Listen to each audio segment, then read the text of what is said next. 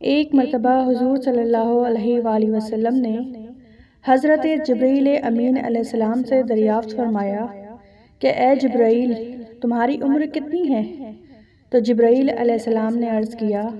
حضور مجھے کچھ خبر نہیں، ہاں اتنا جانتا ہوں کہ چوتھے حجاب میں ایک نورانی تارا 70,000 برس کے بعد چمکتا تھا، میں نے اسے 72,000 مرتبہ چمکتے دیکھا ہے۔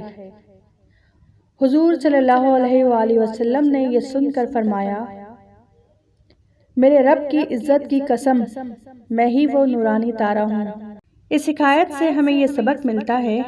کہ ہمارے حضور صلی اللہ علیہ وآلہ وسلم کائنات کی ہر چیز سے پہلے پیدا فرمائے گئے ہیں، اور آپ کا نور پاک اس وقت بھی تھا جبکہ نہ کوئی فرشتہ تھا، نہ کوئی بشر، نہ زمین تھی، نہ آسمان، اور نہ کوئی اور شے۔ دوستوں، اگر آپ کو ہماری ویڈیو اچھی لگتی ہے تو لائک کریں، شیئر کریں، اور ہر نئی آنے والی ویڈیو کو دیکھنے کے لیے سبسکرائب کر کے بیل آئیکن کو ضرور پریس کریں۔